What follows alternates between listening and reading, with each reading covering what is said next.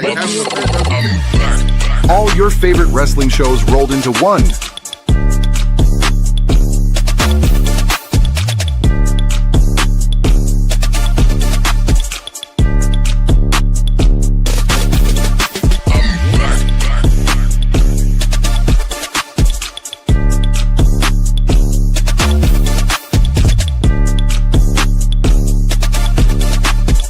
Welcome to the We Book It podcast. Let's start the show.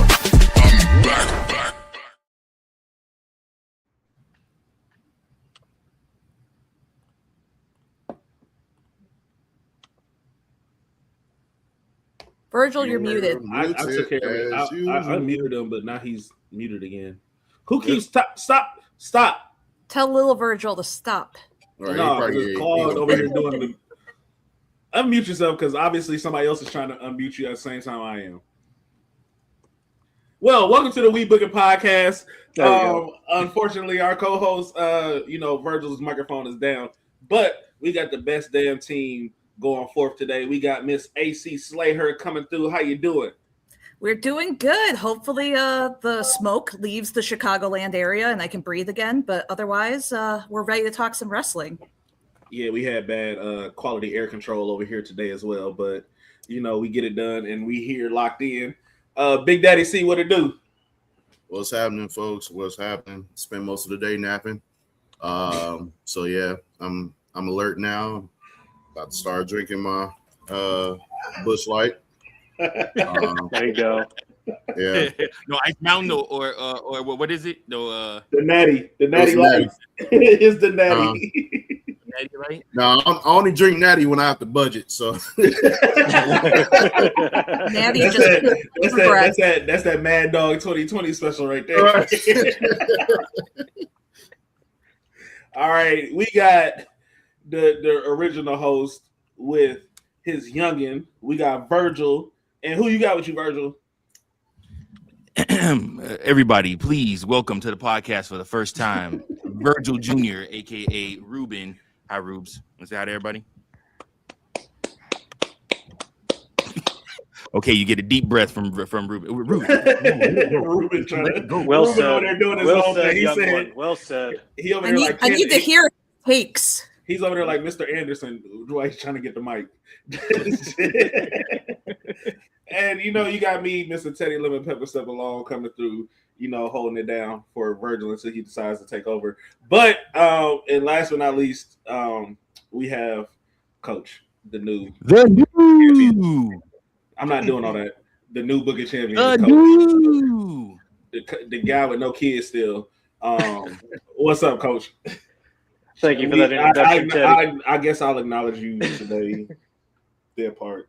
I appreciate it.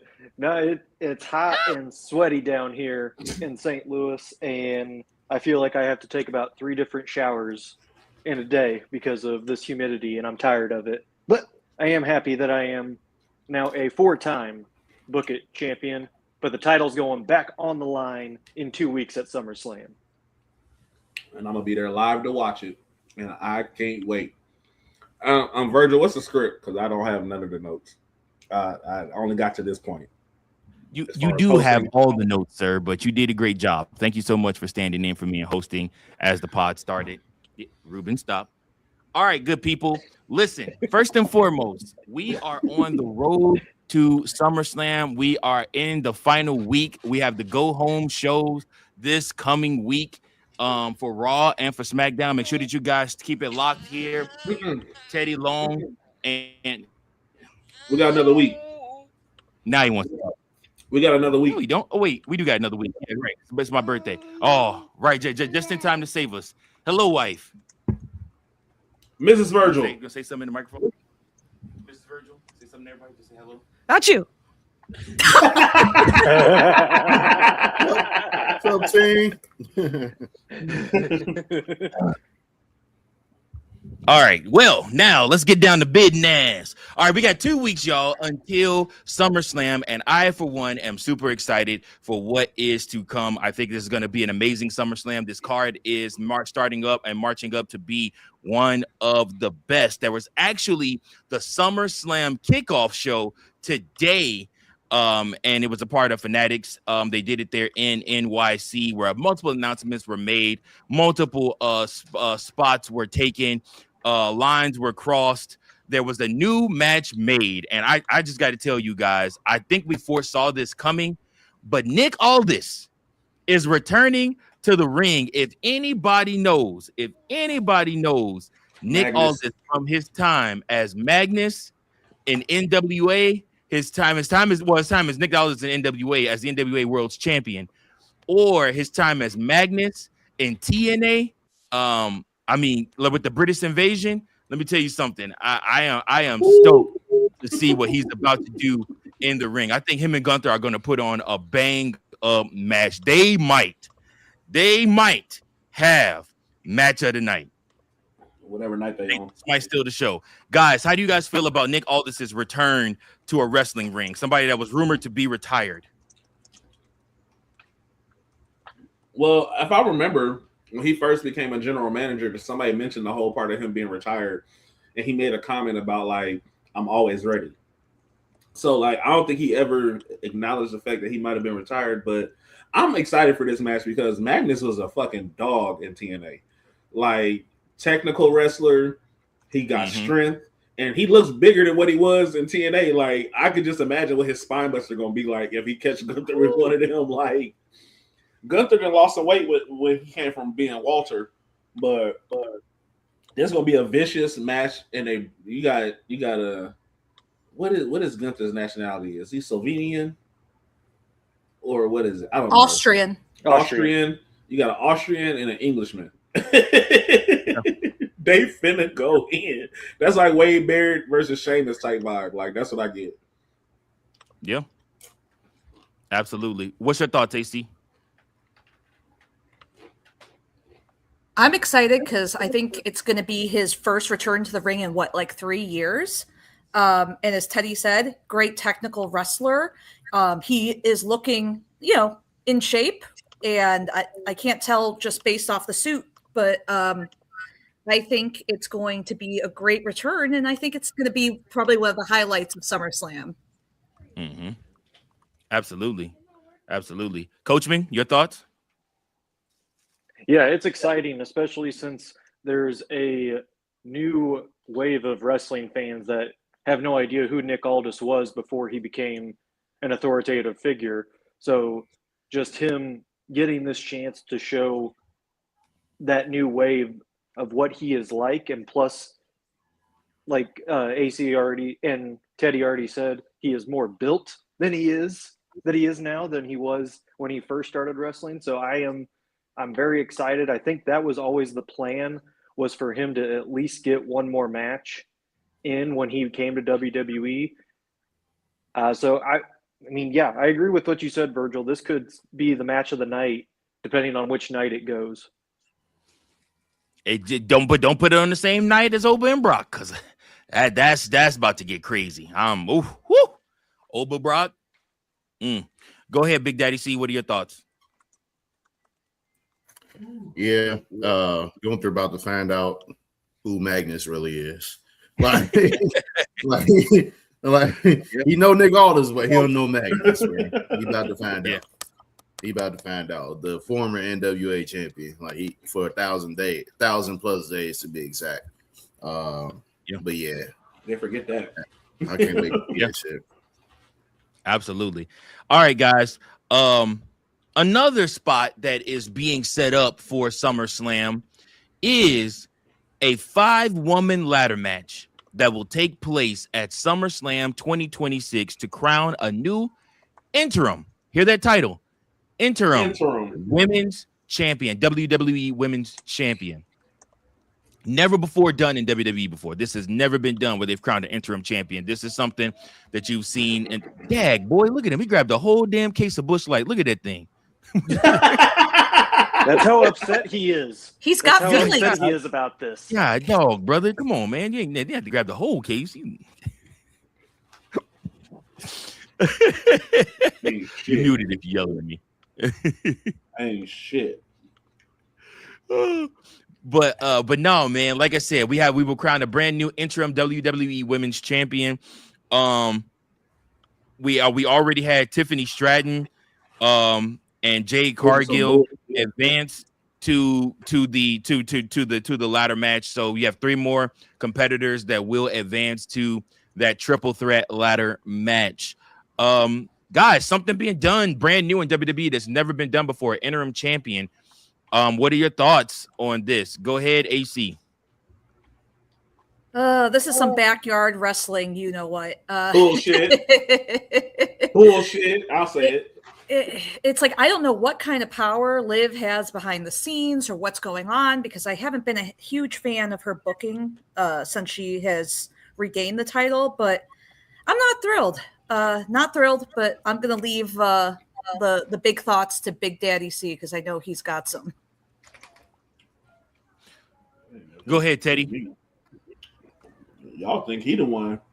Y'all know I'm the one that don't like this bullshit Rhea train that's been going on for the past couple months.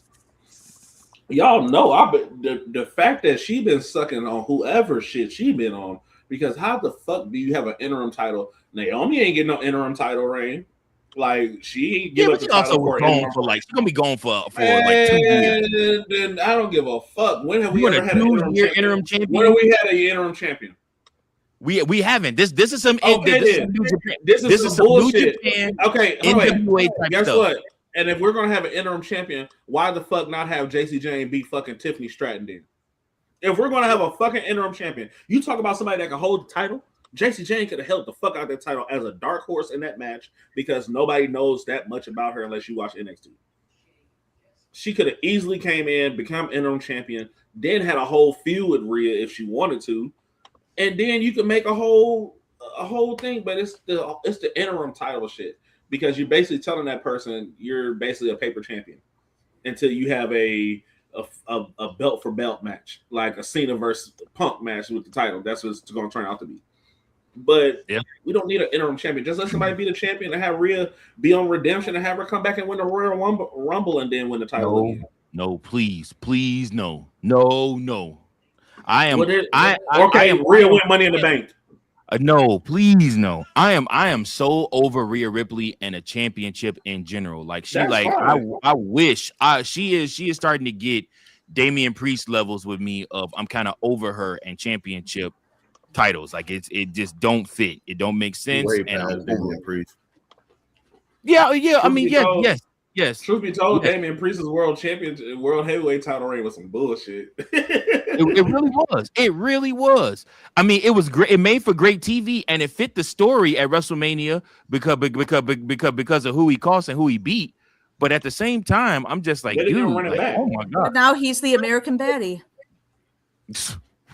Well, he's bisexual Undertaker for the longest. There it is. Yeah, all of that, and then some. Other way, babe. Yeah. All right, Coachman, your thoughts. Yeah, I agree with what Teddy just said. The whole point was that JC Jane was supposed to feud with Rhea at going into SummerSlam. So, like, if the route that you want to go, first off, I like that they're doing this ladder match. I hate that it's a interim thing. Why can't we just have it be a normal, hey, she relinquished her title because she's hurt. Everyone knows it. So why do we have to do this interim stuff? Let's just give somebody a title reign, and then when Rhea comes back, here's your feud. Okay? And then she'll eventually get it back, and because she can't go anywhere without a title right now, apparently. I saw something, it's been what, about almost over 1,000 days that Rhea has to be in the title picture. Jeez. No, she doesn't. 1,000 days. No, she doesn't. She doesn't need to be in that. No. Let her do some side quests. You don't have to do the main quest all the time. Some of the best things are side quests. Think about GTA 5. She's had such a big career, and she's so young. Like, she will get her time again. And I realize I called her Liv earlier because I was having a moment, because I'm also not happy about that booking. But it gives somebody else a chance. Come on. They tried to give her something else other than the world title. Look what happened. The shit when her and EO, they tried to get them the tag team titles. I think they won it at one point, didn't they? Yeah, they did. And then they got tired of that. They was like, oh, that's not good enough. and then they decided to put her right back into the world title picture. Like, all right. But since I'm talking, here we Jade are. and Bianca been saying it for a while now. Yeah, and all of that's starting to rear its ugly head now, because I'm starting to realize some shit. Because there's got to be some politicking going on, because there is no way in hell, bro, like that we should be here. When Liv got hurt, when she was a world champion, she got hurt. They vacated the championship, and they had a fucking tournament right after that. And that's when Stephanie ended up. Was that when Stephanie won? No, Stephanie won it off somebody. No, Stephanie won the tournament after Naomi dropped the title. Oh yeah, that's right. Yeah, it was Naomi. Okay, Naomi. So she got pregnant. That's right. She got pregnant, and they had to drop the title, and they had the tournament. So my thing is, in the past, Pat has shown that if you out more than 30 days, and in this case, it's been about a good 60, right? And you drop the title. Bless you. Drop the title. And we got a tournament or ladder match or whatever it is to determine the new champion. Like this interim bullshit, and I blame TKO mostly because they of course we know they own UFC and all that shit. They all up under the umbrella. We know UFC is notorious for all these interim champions whenever the main champion can't go. So like I'm like, don't bring that shit into WWE. Like, no, we don't need that.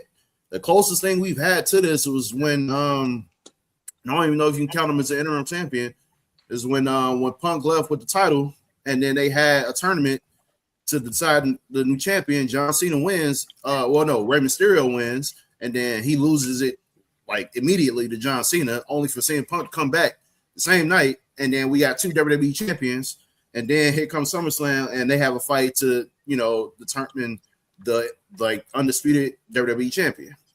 That's different. There was really it wasn't really classified as an interim champion. Like you had no fucking champion. So like you had to crown a new one. But in this case, I'm like, you didn't take the title off a champion who's injured, and instead of just crowning a very new champion, y'all want to do an interim champion. So now when Rhea decides to come back, from her injury, then we got to have a match to determine the undisputed, women's world champion. Like, come on, man. I'm like, what we doing, dog? Like, we don't need to keep doing this shit. Like, it's so fucking stupid. Like, the whole women's division in general, like, just the decisions they've been making is stupid. Like, the whole Liv Morgan shit has been dumb. Like, having her be in the Queen of the Ring tournament for no fucking reason. And you got everybody else who is well deserving of this shit. And you have Liv go all the way to the fucking finals and only to lose to somebody that most of us are probably tired of being in the world championship picture too. And Io Sky.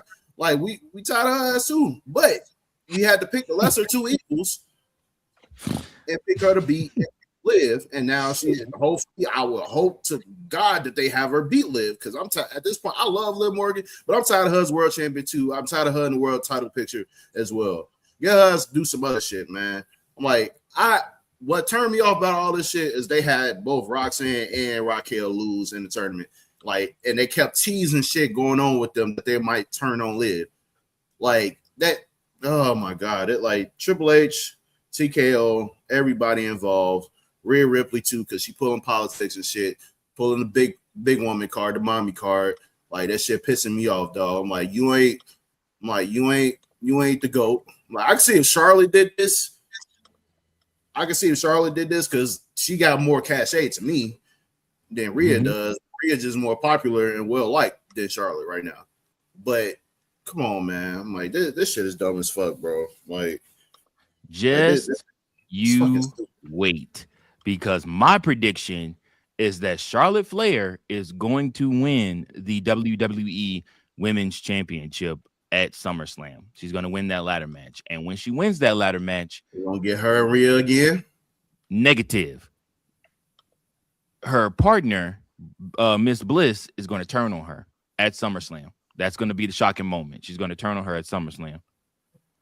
And so, like I said, it's gonna be one of those things where she ends up turning on her. But honestly, it's crazy. We got sick of Rhea a lot quicker than we got sick of Charlotte being a world champion, and Charlotte has been a world champion way more times than Rhea Ripley, but it's just like it's not constantly being. She never did the interim championship crap. Yeah, and the politics are more evident. The politics are more like it's clear as day. And when you mention the whole like no strip clause in the contract shit, like it got me thinking that might be a fucking possibility.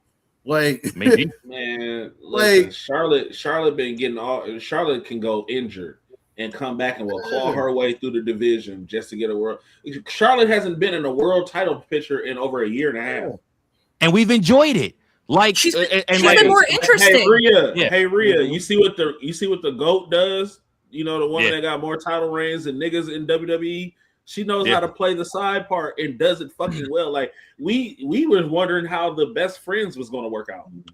They became tag champs and still been riding with each other. And what did Charlotte do after winning the Rumble upon her return? Did she win at Mania? Nope. Tiffy she lost to Tiffy time. Yep. Charlotte also been putting people over because that match she had with B-Fab, she helped her get over a little bit in that match. Everybody that she worked with, I'm just waiting to see her work with Jade because Jade got more wrestling moves than Rhea got thrown into the fucking world title picture out of the blue, just out of the fucking blue. Like after having the tag team shit with her and Io, I'm like, bruh, like, come on, man.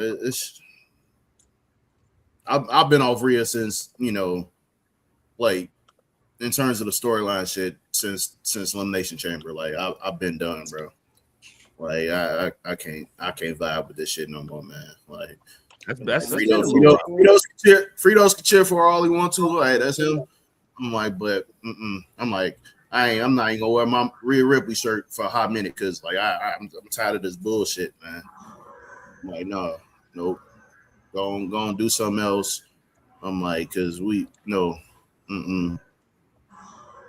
sick of this shit. I mean, listen, I will be completely honest with you guys. I have thoroughly enjoyed the last year of Charlotte Flair. I felt like she's felt more like a person, felt more relatable. She didn't feel like this high off queen standard that you just couldn't reach. And like, I mean, even though she is wrestling royalty, but she just felt so much more relatable and she made you want to cheer for her. Like I was excited for Charlotte Flair when she lost and when she began this whole thing with her and Lexi. And like I said, and just being like, just cool. Like I said, just going out, having her matches, and the fact that every single time her and Jade Cargill look at each other, it's almost feel like it's on site. And I mean, that's the money match. That is the money freaking match. When you get that match, that is your years. Oh, they've been teasing us for years.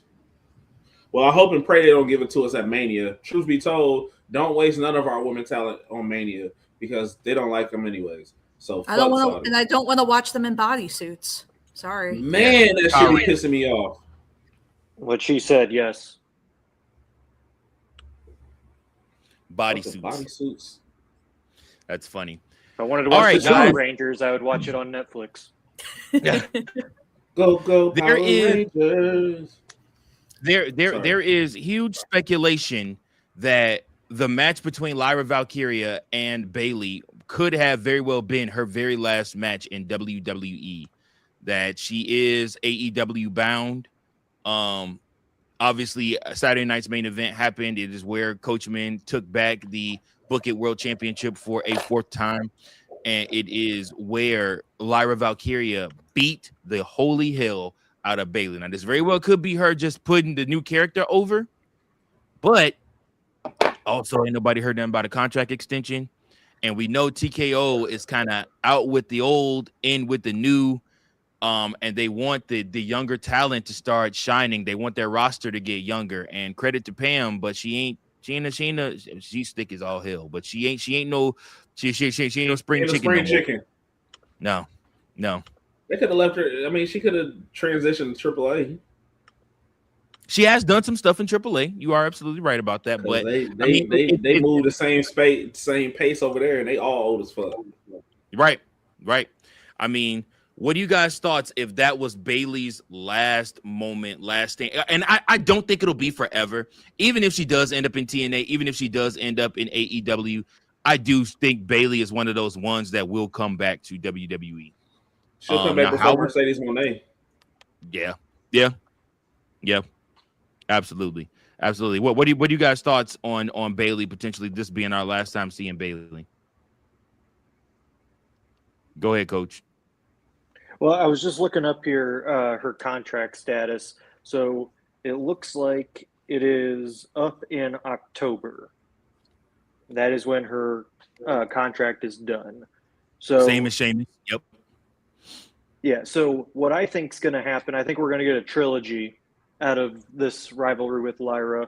I think Bayley. Let's see. I'm trying to think she'll probably win the next match they have, whether that's on an episode of Raw or even at it could be at the next Saturday night's main event, or in this case Sunday.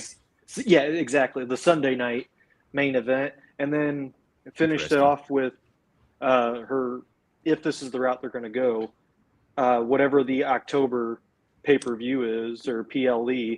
I'll look that up. Actually, it could be Money in the Bank, could be her swan song. So I do think we're not done with Bayley just yet, but all the signs are pointing that this is her end goal. She is wanting to put Lyra over before she's on her way out. And it's a shame. Lyra would never have the fans. You don't give a fuck about Lyra Valkyria. You see, we ain't been complaining that much because Becky Lynch has been off of my TV for a long time. I've been grateful. That's true. She has been off for a while, hasn't she? I know. It's been nice. Grateful. Yeah, Do you hear me? She is. Now we just got to work on Maxine next. Because what if they do it to us? What if they do it to us? Well, if they pull a punkster and somehow Becky Lynch shows up at SummerSlam, and she wins the WWE Women's Championship right from under Charlotte. Bro, I will be fucking pissed. It'll make a good storyline, but it don't make sense because her and her husband on two different brands. True. And I don't think Charlotte would agree to that, knowing what you know about them personally. Oh yeah, right. Yeah, because they shit just is Martin Gina toxic. If you know, you know. Yeah, that's true. Money in the Bank is October 10th, so I would assume that's probably going to be Bayley's last PLE when they do that. Yeah, well, wait, hold on. But you said her contract is done in October 3rd, though, right? No, it's just in October. I don't know when it's in October, but okay. It's so just, the only thing that she can have is either that Monday Night Raw or SmackDown, because SmackDown is the 5th of October in St. Louis. So her last match might be that Monday Night Raw, right? If she gets another TV match. Do you guys want her to stay, or do you guys want her to go explore AEW or TNA? I truly would love the Lifers to stay the Lifers, but I just hate the fact that TKO fucks up the shit. Like, they consistently are fucking up the shit that makes it hard for people to stay, because we're dealing with that same issue with the New Day.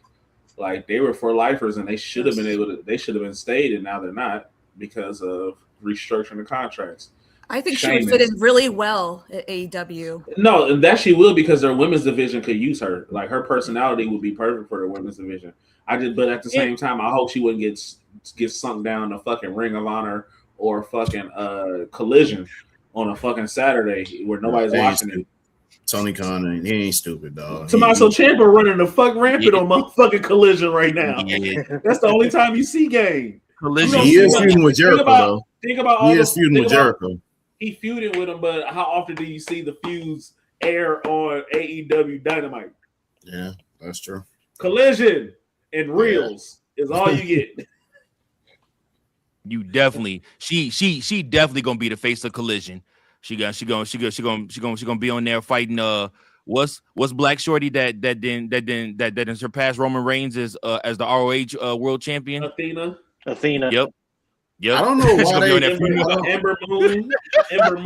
Ember Moon. Yep. Gonna be on there feuding with her. this would be a good topic for like another show. Do you think AEW would like benefit from a brand like a brand like extension, like have like rosters for each brand, so for Dynamite and for Collision? Yes and no. No, because that makes them like WWE, and their whole selling point as a company is we are the alternative to WWE. If you do something that WWE has done and is doing, which is currently create your own competition. The whole brand extension thing for WWE came about because there was no competition. So basically what they did was Vince McMahon set it up where, okay, we'll put these two shows on two separate networks and we're going to make them battle each other to see who is the primary best network. But the problem is the AEW does have competition. They have TNA. They have AAA. They have competition that they're trying to go up against. And please do not let NWA Power on Tubi take off, because I promise y'all they're going to have even more competition then. Oh, wait, it's on Tubi now? NWA is on Tubi. Damn. Telling y'all, man, if you have not downloaded Tubi, it's free and it's such good stuff on there. Yeah, you got to deal with some movies here and there, but they got such good movies. They got all our favorites, and they uploaded the whole Cartoon Network catalog onto Tubi from like the 90s and 2000s. Like Ed Nettie. Does that include Adult Swim too? Because it's hard to stream some of that stuff. Okay. No. Hey, all I know. I mean, with the crap that's on Tubi, you might as well have Adult Swim. Shit. Hey, they got the lesbian homies on Tubi. That's my shit. They do got the lesbian homies on Tubi too, and that's my joint. With Big Top. Yeah, that's my joint. Yes, Lord. Yes, Lord. That is my joint. That's all I'm gonna tell you. That shit is man, between him and Kev on stage shit be having me weak. Bro, they've been killing that man right now, bro. Man, he will survive. Yeah, absolutely, he will survive. Somebody from the black delegation gonna fuck up and do something worse. It's bound to happen. Yeah.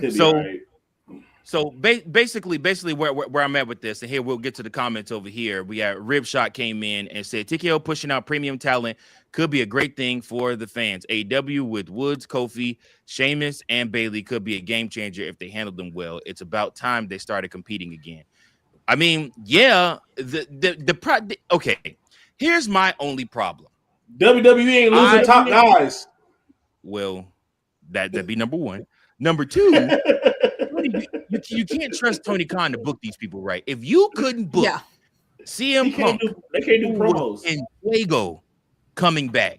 Like I said, now obviously CM Punk did lose a lot of steam when he jumped off the stage and chipped his ankle or whatnot at the United Center when he jumped off the stage when he first came back because he was so hype. You know, he did lose some there, but if you fumbled CM Punk at one of the most hottest times and all you had to do was get him and MJF in the ring, and that's printing money. Him and Omega in the ring, printing money. It's away from them, and all you had to do is keep the Young Bucks and Paige away from him, and you're printing money.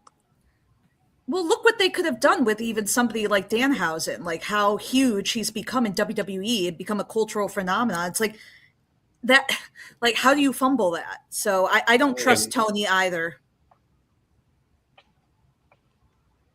I've been trying to tell you all about that guy for a long time. Speaking of AEW, I mean, I was going to say where the hell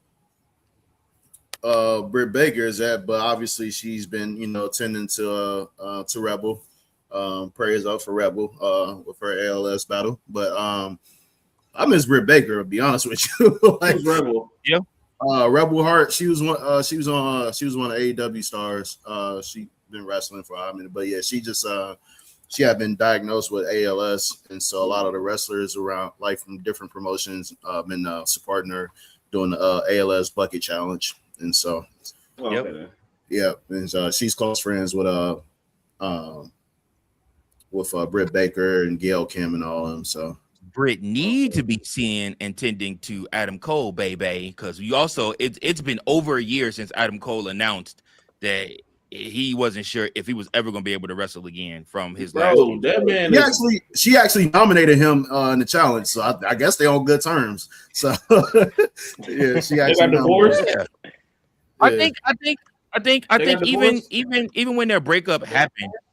No, they weren't married. When their breakup happened, they were just together. Oh.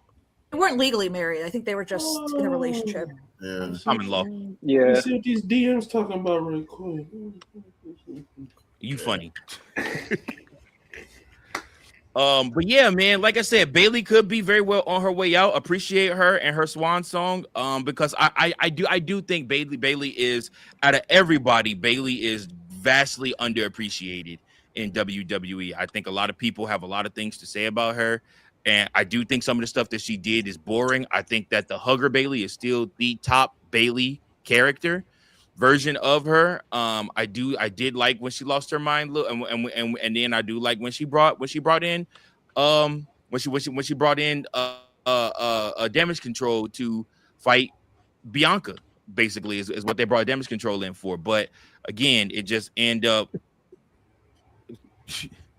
No, Andy does not have a bird in her house. Well, she might have a bird in her house. Oh, it's your cat. My bad. I was trying to figure out what the I hell thought I was saw a jumping cat behind. off the screen. So It's my. I thought she had a pet bird. I'm sorry. He gets excited when he thinks he's going to be featured online. Also, just for all of you who need to know, Lola Vice did drop a 28th birthday photo shoot.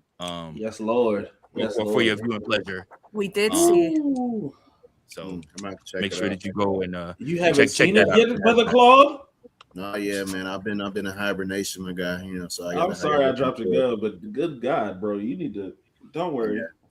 Go check the group chat. I'll get to it eventually. Go check the group chat. He's gonna have a heart attack. It's in a thread. It's already in there. It's in the thread. I'm gonna tag you. Don't worry about it. Actually, I do need C's reaction for this next topic. During Fanatics, we also saw a lot of stars from all across the world. You better don't put that damn picture up, dog. We saw stars from all across the world show up. People from different nations, different nationalities, all creeds and creeds. Came to New York for Fanatics Fest. It looked like an amazing time. C even said he will not miss another Fanatics Fest because all his favorites were there, including the GOAT. Tom Brady was there. And Tom Brady got into an altercation with none other than Logan Paul. Guys, Tom Brady has already stated he would like to work a match. He's waiting on Nick Khan to give him a call. He sat down with Cody Rhodes and said he's waiting for Nick Khan to give him the call. He said that earlier in the week, and by the end of the week, he's into it with none other than Logan Paul giving him what the 5 fingers say to the face, smack, and smack the hell out of Logan Paul, which Logan Paul did nothing about. I mean, for what it's worth. So, Tom Brady looked very strong coming out of that. Guys, gauge your interest 1 to 10, 10 being the highest, 1 being the lowest on Tom Brady wrestling a match at a WWE PLE, probably WrestleMania if it's Tom Brady. I'll go first. Y'all know I'm one of the biggest Tom Brady fans ever, dog. No, Cutter. He to go. It is what it is. He need to sit his ass. He need to sit his ass down. He need to sit his ass down, dog. Like, come on, man. Like, it's one thing for Gronk to be a part of this shit. Travis Kelce. Guys that look physically imposing. But Tom Brady, no, dog. Sit your ass down, dog. Like, no, no. Who put after Tom Brady? No, I did. I put that. That was you? I put after Tom Brady. Oh, somebody else got it in there. No. Oh yeah, no. YouTube rejected my comment. Y'all going to have to let the herd go. But fuck Tom Brady. Look, man, y'all gonna have to let the herd go. Brady sucks. Brady. No, man, Tom Brady needs to sit his ass down, bro. We don't need you We don't need you interjecting yourself in this shit, man. I'm like, go, just take your ass back to the commentary booth and get ready for this upcoming season. And watch and, Caleb and Williams playing that thing. Yes, sir. Yes, sir.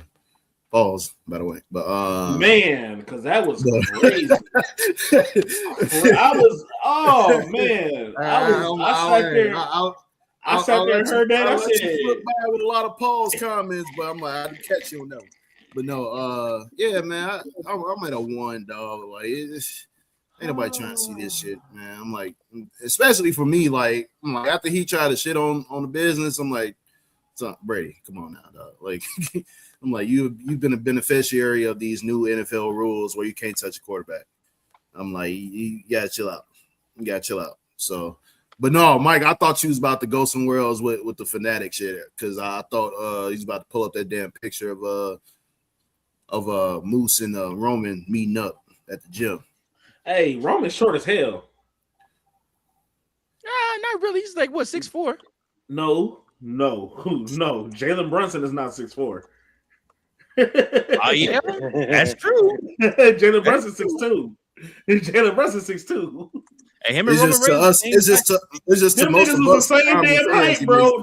When they put Jalen Brunson next to Roman Reigns, it made Roman look so much smaller as a person. It's just to us, the regular fan, the regular citizens, he may look like a larger than life individual. Yeah. True that. Does anybody else have anything to say about Brady? Fuck him. Respectfully. You can kick a field goal. Disrespectfully. Hey, I'm tired of all these celebrities and non-wrestlers. Just saying. Okay. I thought you was talking about in general. No, I meant like the other celebrity that's a wrestler is Bad Bunny, and he's the only one I welcome coming back to the ring at any time. Just like, believe it or not, he's a quadruple threat. Amen. There are some that actually take it serious. Like when they get involved, they actually take it serious and want to learn.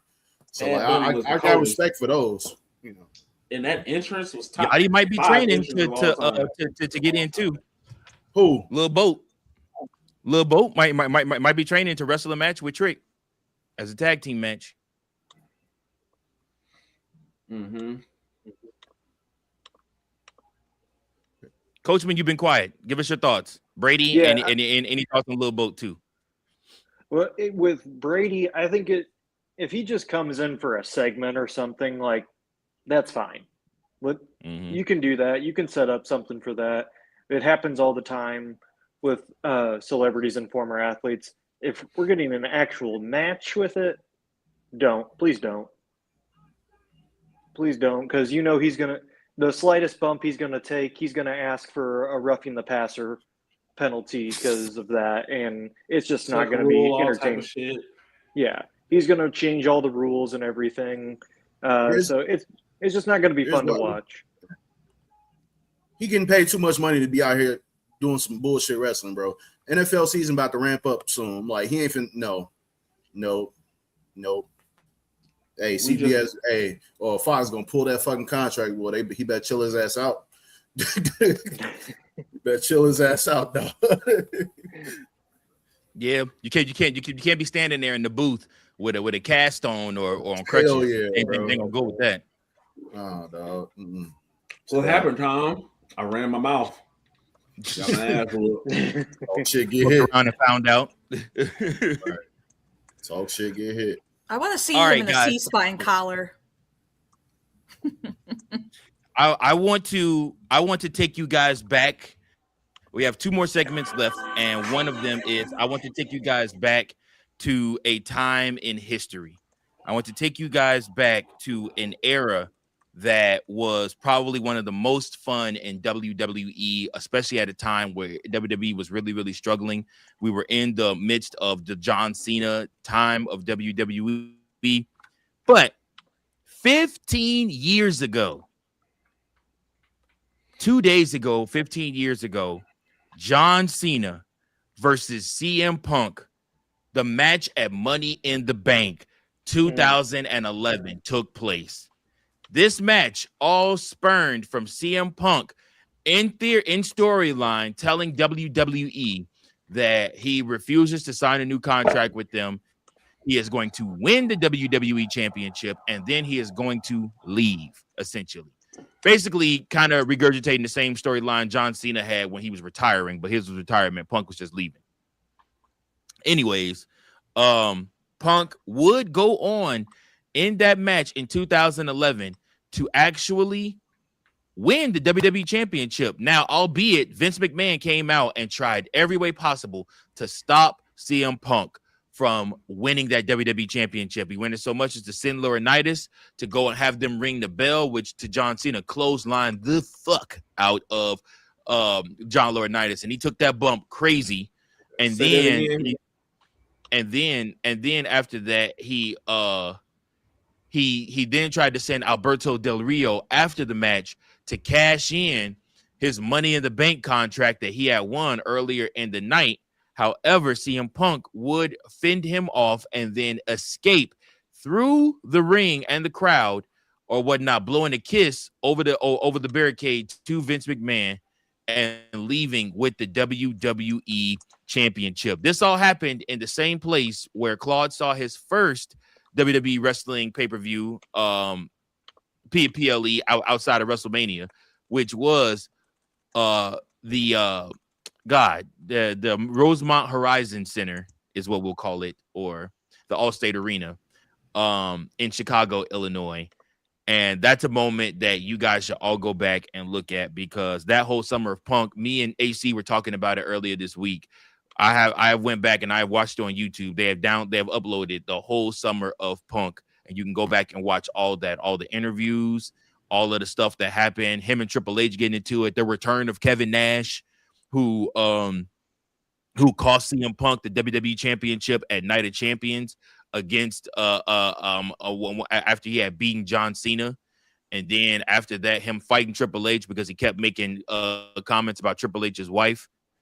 And there are just all these different things that happened and went down that made it such an unforgettable summer. The 2011 summer of CM Punk. Make sure you guys go back and tune into that. You guys remember any fond thoughts of Summer of Punk 2011? Can't go wrong with the, oh my gosh, LOL, I thought Kevin Nash was dead. I would say, like, I think 2011, that was probably that whole situation there, especially from like the pipe bomb to like just that pay-per-view. That was probably like the first time I thought, like, damn, is this like how much real is like to this shit? Like in terms of like the backstage shit, like how much is it like playing out for real, you know, on the TV? And so, but then, you know, as we all found out, like about a month or so later, yeah, you know, he was back. It was pretty much all the show.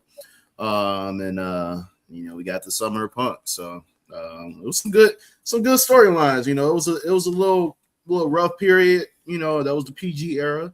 And so, but you know, we had some good storylines. Or I think that was kind of like a PG era / like they're kind of going into the reality era that they per se, where they started using real names. You know, Paul Levesque, Phil Brooks. Yeah, so there was some good storylines, you know, and so you know, I think that was a good year, one of the best years during that era of WWE.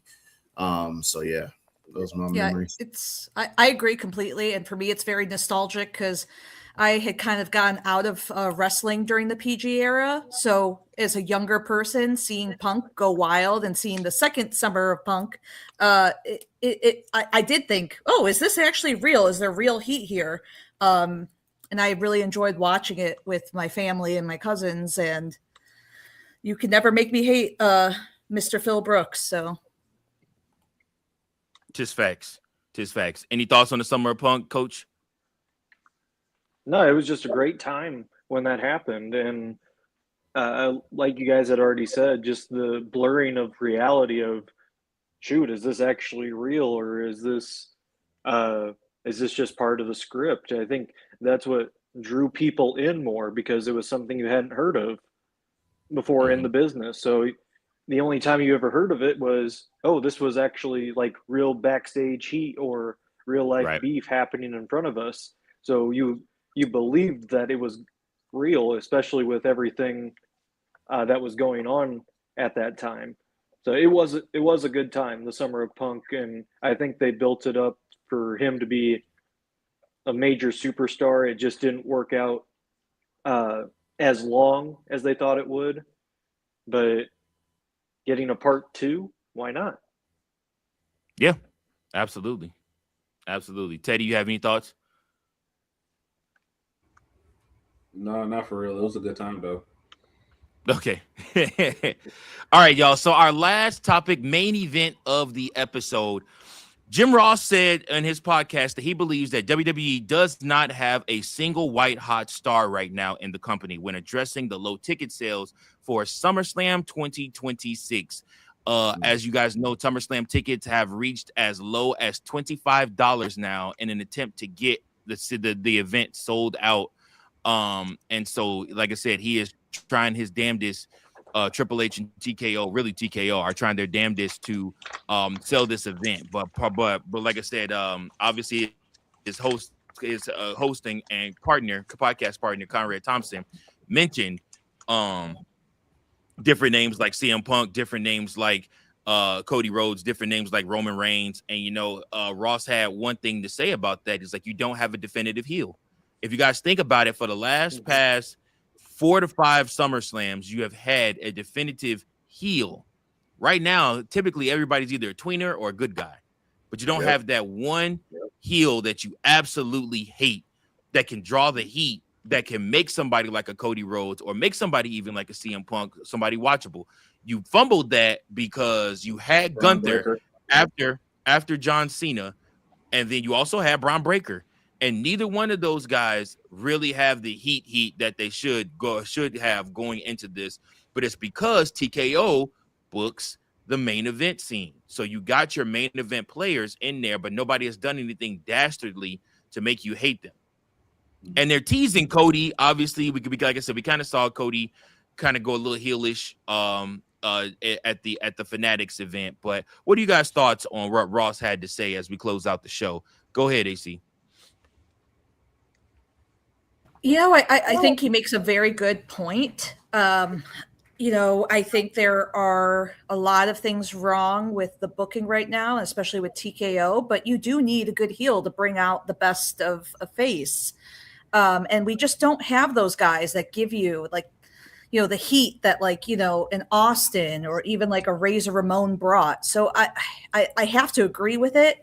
I think there was a lot of opportunities to turn certain faces or tweeners into good heels, but they didn't pull the trigger. And Gunther, I think, was fumbled by that as well. So I have to agree. Yeah. What are your thoughts, Coachman? So I think there's 2 truths to that. I think, or with what Jim Ross is saying is, yes, there's no true heel for sure. I do think that you have some white hot wrestlers. I'm looking at Oba Femi to begin with right there. But at the same time, for the lack of ticket sales, it's because of the prices itself. Then that's why you're seeing prices at $25 now.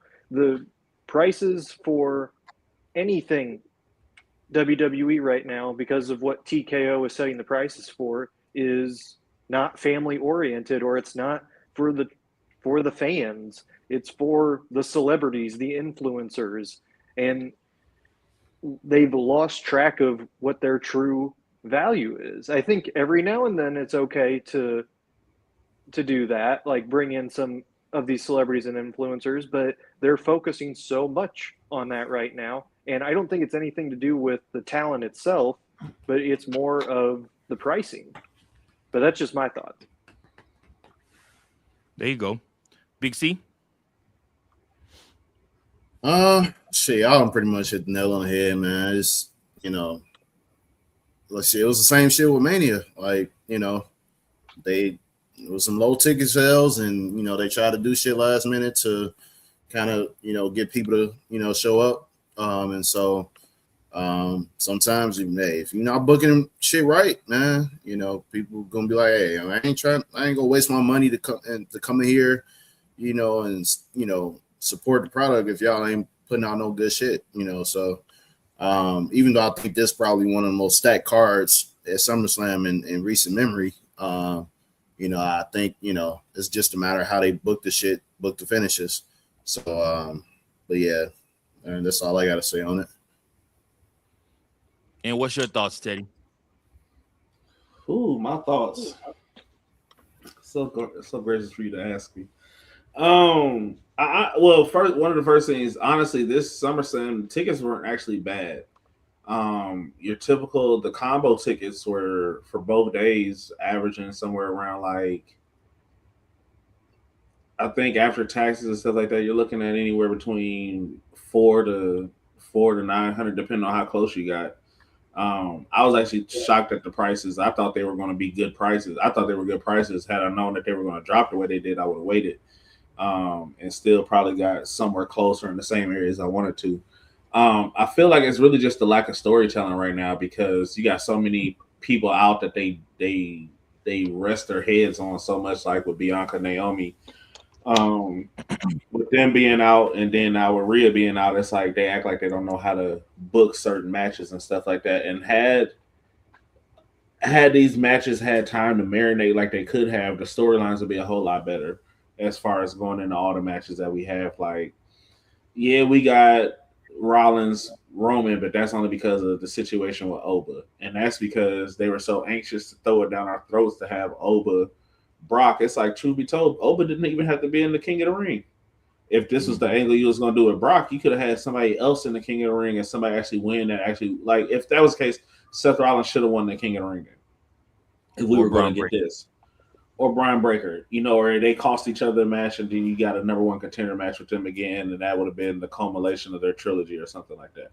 But you have other angles that you could do. Like, honestly, the fumbles that they really had, like, they could have did something with JC Jane in this moment because she really could have been a woman's heel, because Jade Cargill's a heel, but she it's going to be hard for her to have the balance of how to work as a heel as far as, like, how do you attack people?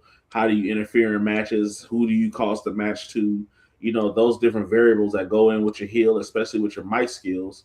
But then also having a faction that's believable, because Michin and D-Fab aren't believable as far as a faction of motherfuckers that can, like, really do some work. Now, if it was her, Jordan Grace, and Jada Parker or something like that, you know, then it would be something you look at it as a different optic of, like, okay, I see what she's doing here. Or, you know, her, Lola Vice, and Jada Parker. You know, it's different angles if you're going to have somebody that actually makes it look like they can work, because Jada Parker's a natural-born heel on the microphone herself. But another one that they lost the thing on was Dominic Mysterio. Because when Dom was red hot, white hot, they didn't have to pipe in no noises for him. Everybody just booed the fuck out of him. And you lost it because this motherfucker barely wrestles. Or you heard him when he won the IC title at Mania 2 years ago. He barely wrestles in AAA or WWE. This nigga got more TV time in his overalls than he do his wrestling gear right now. Like, and it's like, what are we doing here? Like, what's going on?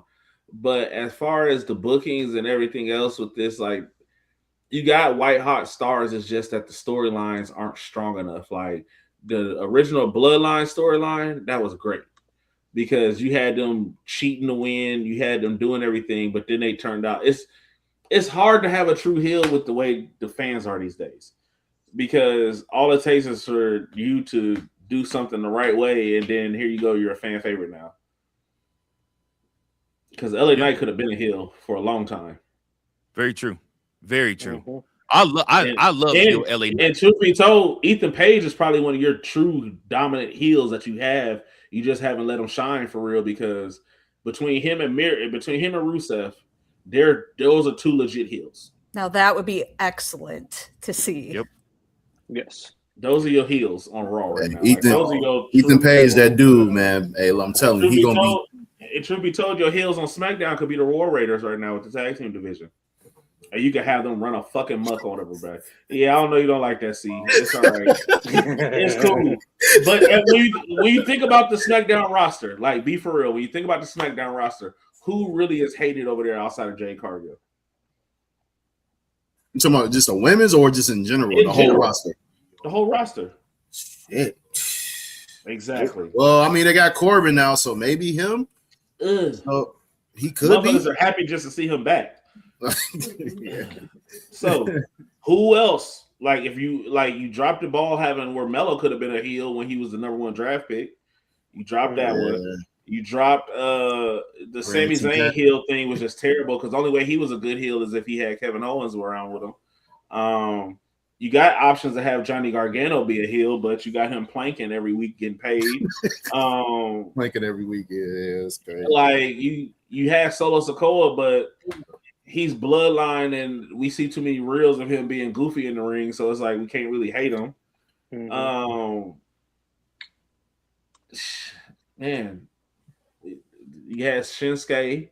You got like, you got options of heels. You just don't pull the trigger on them. Like, and Ricky Saints, like, he's a tweener because he's just Ricky Saints, and people still like him. So like, yeah, it's hard to be a true heel when people actually like you. Like, it's or like people like the heels.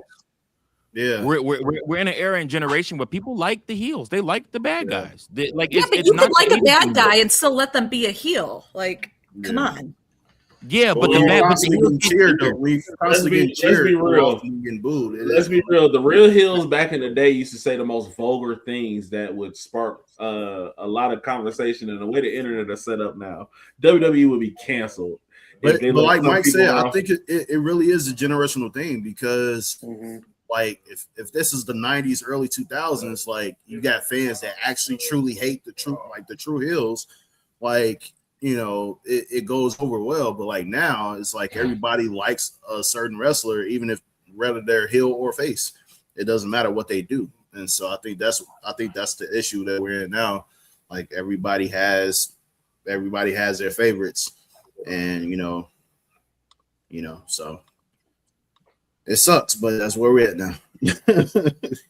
Indeed, because the Miz was a heel. Yeah. But believe it or not, when Miz won that champion, when he cashed in on Orton, motherfuckers was celebrating, dog. Like, I know, that's the crazy part. Hey, I knew a good amount of Miz fans back then. Like, they was happy that motherfucker won, bro. Like Miz had a good following, bro, and still to this day. So, you know. All right. Well, guys, listen, we appreciate you so much for tuning in to another episode of the Sunday Night Stunner here on the We Book It podcast. Make sure you guys tune in to all of our recap episodes all week long. We got Monday Night Raw. We got Tuesday night, Who's Next to NXT. We got AEW All Elite recap. We have the Friday night SmackDown, Lowdown. And, of course, we'll be back here next Sunday with another Stunner for you. Until next time, from Coach, Big Daddy C, Teddy, and AC, I am Virgil. Peace.